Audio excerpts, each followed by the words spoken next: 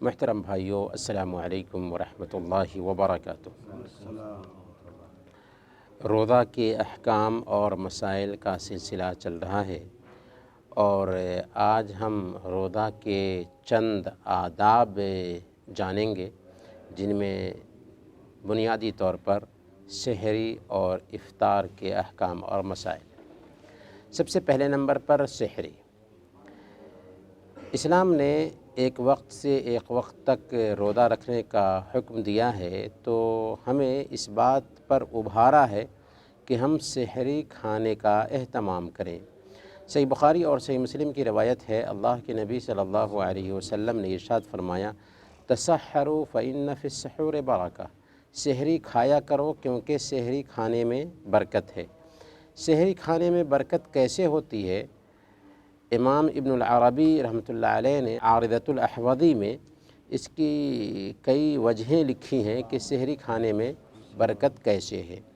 سب سے پہلے نمبر پر سحری کھانے میں برکت اس طور پر ہے کہ ہم رخصت کو قبول کرتے ہیں، اور اللہ نے جو چھوٹ دی ہے اس چھوٹ کو اختیار کریں، تو ظاہر سی بات ہے کہ اس میں برکت ہوگی۔ اسی طریقے سے دوسرے نمبر پر سنت پر عمل کرنے کی وجہ سے برکت ہے، اور اس وجہ سے بھی کہ اس میں اہل کتاب کی مخالفت ہوتی ہے۔ اللہ کے نبی صلی اللہ علیہ وسلم صحیح مسلم کی روایت کے مطابق بیان فرماتے ہیں، فصل ما بین صیامنا و صیام اہل الکتاب اکلۃ السحور، کہ ہمارے روزوں اور اہل کتاب کے روزوں کے بیچ فرق کرنے والی چیز سحری کا کھانا ہے، تو اس سے اہل کتاب کی مخالفت بھی ہوتی ہے۔ اسی طریقے سے سب سے بڑی جو اور واضح جو حکمت ہے جس میں برکت حاصل ہوتی ہے کہ جب ہم سحری کھاتے ہیں تو دن بھر انرجی ملتی ہے، اور اس طریقے سے ہم چست رہتے ہیں اور عبادت میں ہمت پاتے ہیں۔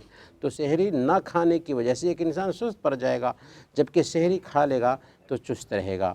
اسی طریقے سے کھانے کی ضرورت سے بے نیازی بھی ایک انسان کو حاصل ہوتی ہے، اور اس کی وجہ سے ایک انسان چست رہتا ہے۔ اور برکت اس طور پر بھی ہے کہ جب ایک انسان سحری کے وقت میں جاگتا ہے تو یہ وقت رات کا تیسرا پہر ہے، جس میں اللہ تعالیٰ سمائے دنیا پر اتر کر کے اعلان کر رہا ہوتا ہے کہ ہے کوئی مانگنے والا کہ ہم اس کو دیں، ہے کوئی دعا کرنے والا کہ اس کی دعا قبول کریں، ہے کوئی اپنے گناہوں کی معافی طلب کرنے والا کہ ہم اس کے گناہوں کو معاف کر دیں۔ تو ایسے وقت میں اللہ کا ذکر کرنا، اللہ سے دعا کرنا، کچھ نمازیں پڑھ لینا، یا کم سے کم کچھ اللہ سے مانگ لینا، یہ بڑی بات ہوتی ہے۔ تو اس ناحیہ سے سحری کھانے میں برکت ہے۔ سحری میں تاخیر ہونی چاہیے، چنانچہ صحیح بخاری اور صحیح مسلم کی روایت ہے، حضرت انس رضی اللہ تعالی عنہ نے زید بن ثابت رضی اللہ تعالی عنہ سے پوچھا تھا کہ اللہ کے نبی صلی اللہ علیہ وسلم سحری کھاتے تھے تو سحری اور نماز کے بیچ کتنا گیپ ہوتا تھا؟ تو انہوں نے کہا قدر 50 آیہ، یعنی اتنا گیپ ہوتا تھا کہ اس بیچ میں 50 آیتوں کی تلاوت کی جائے۔ تو اس سے پتہ یہ چلتا ہے کہ سحری بالکل سویرے کھا لینا اچھی بات نہیں ہے، اور بالکل تاخیر سے اذان کے قریب قریب کھانا بھی بہتر نہیں، کہ کچھ گیپ سحری اور اذان میں ہونا چاہیے۔ سحری کس چیز سے بہتر ہے؟ تو سنن ابی داؤد کی روایت ہے، اللہ کے نبی صلی اللہ علیہ وسلم بیان فرماتے ہیں، نعم سحور المؤمن التمر، کہ کھجور مومن کے لیے سب سے بہتر سحری ہے۔ تو کھجور سے سحری کی جا سکتی ہے، یا جو دوسرے بھی کھانے پینے کی اشیاء ہیں، دوسری چیزوں سے بھی سحری کی جا سکتی ہے۔ یہاں تک کہ اگر کچھ کھانے کی خواہش نہیں ہے تو پانی پی کر بھی سحری کر سکتے ہیں۔ اور سوال یہ ہے کہ اگر کسی نے سحری نہیں کیا تو کیا اس کے لیے یہ عذر ہے کہ اس دن کا روزہ ترک کر دے؟ نہیں، سحری کھانا ضروری نہیں ہے۔ اس لیے اگر کوئی آدمی نہیں جاگ سکا، سحری نہیں کر سکا، پھر بھی اس کے لیے اس دن کا روزہ رکھنا ضروری ہے۔ ہاں، اگر غشی طاری ہونے لگے، بے ہوشی طاری ہونے کا ڈر ہے، تب وہ اس دن اور روزہ اس وقت کھول سکتا ہے جب کہ ایسی کیفیت ہو جائے، ورنہ سحری نہ کھانے کی وجہ سے روزہ نہ رکھنا جائز نہیں ہے۔ تو یہ تو سحری کے بارے میں تفصیل رہی۔ اب افطار کے بارے میں جانتے ہیں۔ سورج ڈوبتے ہی افطار کرنے پر ہماری شریعت ابھارتی ہے، بلکہ صحیح بخاری اور صحیح مسلم کی روایت ہے، حضرت سہل بن سعد الساعدی رضی اللہ تعالی عنہ بیان فرماتے ہیں، لا یزال الناس بخیر ما عجل الفطر، کہ لوگ اس وقت تک جلدی میں رہیں گے جب تک کہ افطار میں جلد بازی کرتے رہیں گے۔ کچھ لوگوں کی عادت ہوتی ہے کہ اذان سن لیں گے، اس کے بعد ہاتھ اٹھا کر کے دعا شروع کرتے ہیں، غلط ہے۔ یہ دعا کرنے کا وقت نہیں ہے، بلکہ یہ ابھی افطار کرنے کا وقت ہے، اور اذان ہونا ضروری نہیں ہے۔ اگر سورج ڈوب گیا، اذان بھی تاخیر سے ہوتی ہے، تو ہم سورج ڈوبتے ہی افطار شروع کر دیں گے۔ افطار میں بہرحال تاخیر کرنا اچھی بات نہیں، بلکہ اللہ کے نبی صلی اللہ علیہ وسلم نے بیان فرمایا کہ یہود و نصارہ افطار میں تاخیر کرتے ہیں، لہذا ہم افطار میں جلدی کریں۔ تو اس میں دوسرے قوموں کی شابہت سے بچنا بھی ہے۔ تو افطار میں لیٹ کرنا غلط ہے، سنت کے خلاف ہے۔ اذان سنتے ہی افطار کرنی چاہیے۔ ہاں، افطار سے پہلے دعا کرنا بالکل اچھی بات ہے، خاص طور پر اس وقت جب کہ ایک انسان کے اندر انکساری ہوتی ہے، تدلل ہوتا ہے، اور ایک انسان کھانے کا محتاج ہوتا ہے۔ اس وقت جب اللہ تعالیٰ کے سامنے میں ہاتھ اٹھاتا ہے تو اچھی بات ہے، لیکن یہ دعا اس وقت ہونی چاہیے جب کہ ایک انسان اذان ابھی نہ سنا ہو۔ اذان سن لے تو دعا بند کر کے افطار میں لگ جانا چاہیے، اور کھاتے پیتے اللہ کا نام لے سکتے ہیں، ذکر کر سکتے ہیں۔ افطار میں سب سے بہتر یہ ہے کہ کھجور سے افطار کریں، اور کھجور بھی تر کھجور ہو۔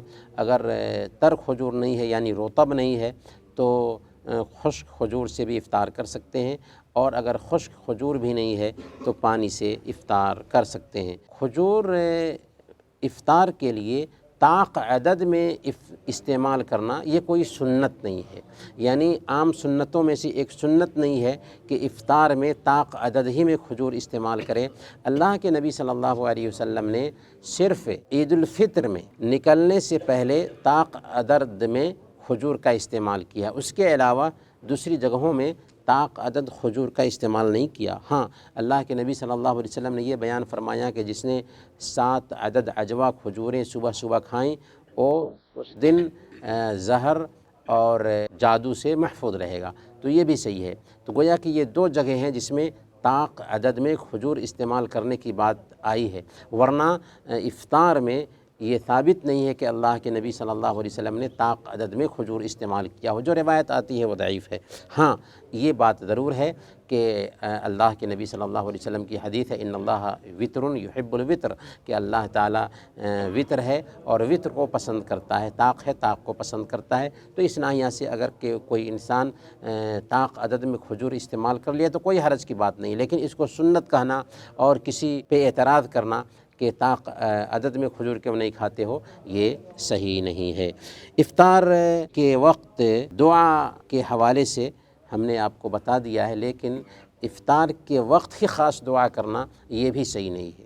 ہاں، افطار کے وقت میں دعا کی قبولیت کا امکان اس طور پر ہوتا ہے کہ ایک انسان بھوکا ہوتا ہے تو تدلل کے ساتھ میں دعا کر پاتا ہے، ورنہ ہر وقت روزے دار کی دعا قبول ہوتی ہے۔ اللہ کے نبی صلی اللہ علیہ وسلم نے ارشاد فرمایا، 3 دعوات مستجابات لا شک فیہن، کہ 3 طرح کی دعائیں قبول کی جاتی، اس میں کوئی شک نہیں، اس میں سے ایک ہے دعوت الصائم، روزے دار کی دعا۔ تو فجر کے وقت سے لے کر کے سورج ڈوبنے تک روزے دار کی دعا قبول ہوتی ہے، اس لیے ہر وقت روزے کی حالت میں دعا کرنی چاہیے، لیکن سب سے زیادہ بہتر جو وقت ہو سکتا ہے وہ افطار سے پہلے کا وقت ہے۔ اس کا مطلب یہ نہیں ہے کہ صرف افطار کے وقت کی دعا قبول ہوتی ہے، بلکہ روزے دار کی دعا ہر وقت قبول ہوتی ہے۔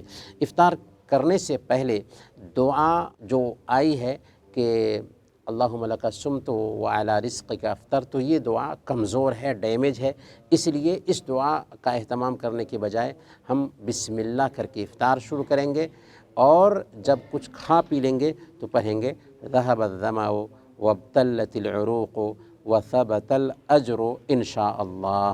اور اگر ہم کسی دوسرے کے پاس میں افطار کر رہے ہیں تو اس وقت پڑھیں گے अफ़तर इंदकुमुस्साइमून व अकल तआमकुमुल अबरार वसल्लत अलैकुमुल मलाइका। दूसरों को इफ़्तार कराने की भी बहुत अहमियत है। चुनांचे सुन्न तिरमिज़ी की रिवायत है, हज़रत ज़ैद बिन खालिद अल-जुहनी रज़ियल्लाहु तआला अन्हु बयान फरमाते हैं कि अल्लाह के नबी सल्लल्लाहु अलैहि वसल्लम ने इरशाद फरमाया, मन फ़त्तर साइमन कान लहु मिस्लु अजरिही गैर अन्नहु ला यनक़ुसु मिन अजरि साइम शैआ, कि जिसने किसी रोज़ेदार को इफ़्तार कराया उसको इतना ही अजर मिलता है जितना रोज़ा रखने वाले को सवाब मिलता है, और रोज़ा रखने वाले के सवाब में किसी तरह की कमी नहीं वाक़ई होती। इसीलिए कहीं पर अगर इफ़्तार का इंतज़ाम किया गया है तो एक इंसान को झिझक महसूस नहीं करनी चाहिए, बल्कि इस नीयत से जाना चाहिए कि जिस साहब खैर ने या जिस हमारे भाई ने इफ़्तार का इंतज़ाम किया है उसको भी अजर मिल जाएगा और मेरे सवाब में किसी तरह की कमी नहीं आएगी। तो आम दावतों में इनकार आप कर सकते हैं, हालांकि दावत है तो बेहतर है कि कबूल किया जाए, लेकिन इफ़्तार की दावत में इनकार नहीं होना चाहिए, बल्कि इफ़्तार की दावत कोई देता है तो कबूल करना चाहिए। या मस्जिदों में इफ़्तार है तो घर में इफ़्तार करने की बजाय मस्जिद में इफ़्तार करेंगे तो उसका फ़ायदा क्या हुआ कि हमारे एक भाई को जिसने इफ़्तार का इंतज़ाम किया है दोहरा सवाब मिल जाएगा। तो हम दूसरों का सवाब पहुंचाने में महरूम क्यों रखेंगे? तो इसका एहतमाम करना चाहिए, और ख़ुद भी हमसे हो सकता है तो दूसरों को इफ़्तार कराना चाहिए, क्योंकि हमारे लिए ये तो मुमकिन नहीं है कि दो आदमी का अजर और सवाब हासिल कर सकें, या दो रोज़ेदार तीन रोज़ेदार का सवाब हासिल कर सकें ख़ुद रोज़ा रख करके, लेकिन अल्लाह ताला ने यह ऑप्शन रखा है कि दूसरों को इफ़्तार करा करके हम 4, 5, 10 रोज़े का सवाब एक ही दिन में हासिल कर सकते हैं। तो अल्लाह ताला हम सबको रोज़े के मसाइल और उसके अहकाम को समझते हुए रोज़ा को बरतने की तौफ़ीक़ अता फ़रमाएँ। आमीन व सल्लल्लाहु अला नबीना मुहम्मद व अला आलिहि व सहबिही अजमईन।